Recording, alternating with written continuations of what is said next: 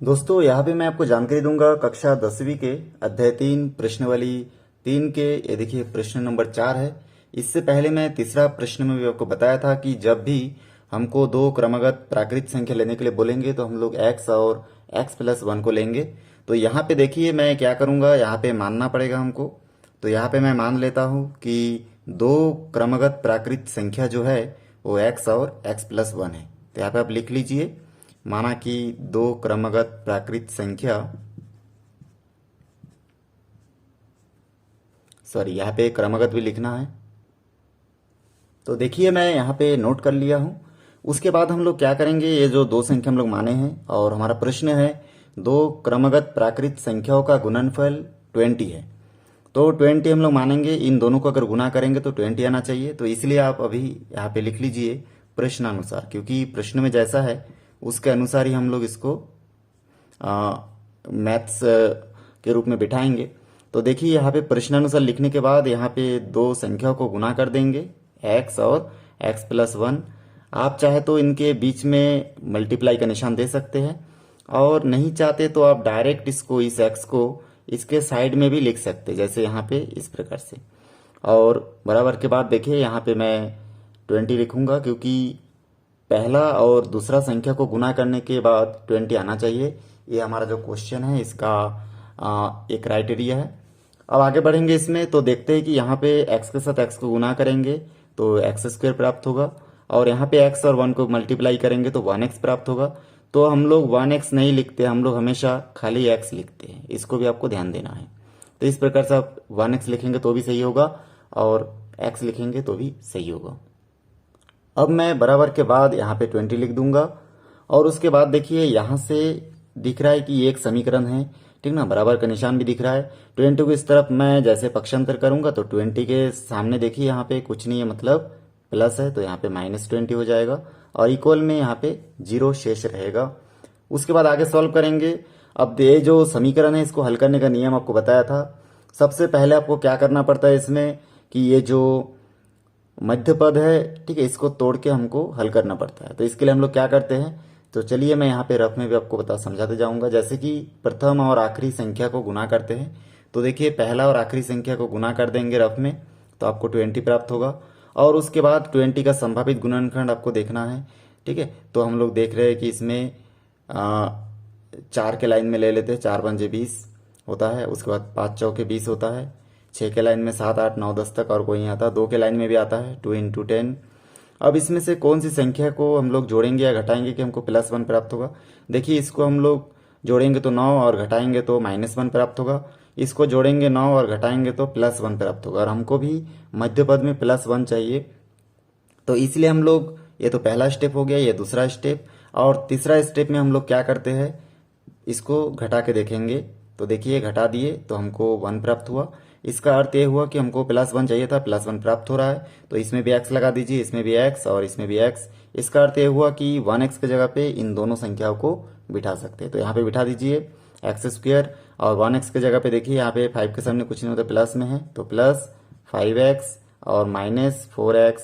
आखिरी जो पद है उसको ऐसे ही बिठा दीजिए 20, और बराबर के बाद जो शून्य है उसको इस प्रकार से बिठा सकते हैं। इसके बाद मैं क्या करूंगा, इसमें दो संख्या का पेयर बनाना है। जैसे इन दोनों संख्या को पेयर बनाएंगे, तो इसमें देखिए इन दोनों का अगर मैं कॉमन लूंगा दोनों में से, तो x को कॉमन ले सकता हूँ। 2x में से 1x कॉमन ले लिए तो x बचा। 5x में से अगर मैं x को कॉमन लूंगा तो क्या बचेगा, 5 बचेगा। कॉमन का अर्थ होता है भाग देना। x² को अगर अपने आप x से भाग दोगे तो x बचेगा, और 5x को अगर x से डिवाइड करेंगे तो 5 बचेगा। तो इस प्रकार से माइनस इन दोनों में से भी क्या ले कि हमको क्या है, पहला जो देखिए हम लोग जो कॉमन ले चुके हैं उसके ब्रैकेट के अंदर जो है ax बचना चाहिए दूसरा में भी। तो इन दोनों में से हम लोग देख रहे हैं कि पहले x बचाने के लिए 4 को कॉमन लेना है, तो 4 कॉमन ले लेते हैं, यहाँ पे x बचेगा। और देखिए माइनस भी दोनों में है, इसलिए माइनस भी ले लिए, इसलिए x के सामने प्लस है, और यहाँ पे 20 के सामने भी यहाँ का प्लस होगा। और 20 में से 4 अगर हम लोग कॉमन लेंगे तो क्या बचेगा, उसके लिए आप भाग देके देख सकते हैं। 20 को 4 से डिवाइड करेंगे तो 5 बचेगा। तो इस प्रकार से यहाँ पे आप 5 लिख सकते हैं। कॉमन लेना बहुत आसान है, जिन दोनों में से कॉमन लेते हैं उसको भाग देते हैं। जैसे मैं 4x - 20 से अगर -4 को कॉमन लूँगा, इसका अर्थ मन में मैं -4 को भाग दे दूंगा, तो -4 कैंसिल, x बचा, माइनस माइनस कैंसिल तो प्लस बचा, और 4 और 20 को कैंसिल करेंगे तो 5 बचेगा। तो इस प्रकार से देखिए बहुत इजीली आप इसको ऐसे अपने मन में कैलकुलेट करके लिख सकते हैं। अब चलिए आगे बढ़ते हैं। अब इन दोनों में से हम लोग देख सकते हैं कि इसमें जो x + 5 है दो जगह पे है, तो इसको एक बार लिखेंगे, और x और -4 बचा, इन दोनों को अगर यहाँ से कॉमन ले लिए तो x और -4 को आप लिख लीजिए, और इक्वल के बाद 0 है तो 0 दे दीजिए। यहाँ तक हमारा जो मैथ्स है गुणनखंड के रूप में सॉल्व हो चुका है।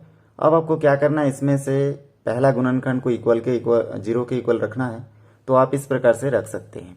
तो देखिए यहाँ पे मैं लिख सकता हूँ x + 5 = 0, और इसको सॉल्व करूंगा तो हो जाएगा x = +5, इधर आके -5 होगा, 0 -5 लिख सकते हैं, या फिर डायरेक्टली आप 5 भी लिख सकते हैं, ठीक है ना, -5 लिख सकते हैं।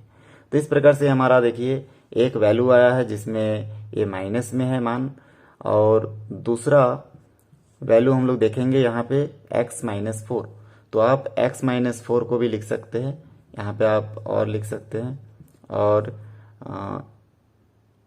x - 4 = 0, यहाँ से हो जाएगा आपका x = -4, उधर पक्षांतर हो जाएगा इस तरफ, तो हमको मिल जाएगा +4। तो इस प्रकार से x का दो वैल्यू हमको प्राप्त हुआ। हमेशा जो x का मान है और कोई भी चर राशि का जो मान हमको प्राप्त होता है वो धनात्मक होना चाहिए। अब ये देखिए ये नेगेटिव मान आया है तो इसको हम लोग नहीं लेंगे, हम लोग पॉजिटिव मान को लेंगे, x = 4 को। तो x = 4 आप, क्योंकि हम लोग जो क्रमगत प्राकृत संख्या है इसको x के फॉर्मेट में माने थे, इसको रियल नंबर में कन्वर्ट करने के लिए हम लोग क्या करेंगे, इसको इस यहाँ पे हम लोग लिखेंगे कि दो क्रमगत संख्या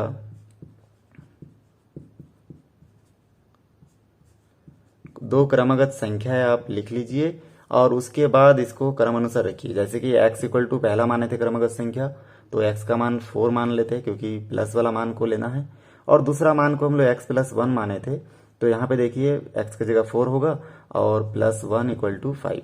तो दो क्रमगत संख्या हमको प्राप्त हो जाता है जो कि है x = 4 और 5।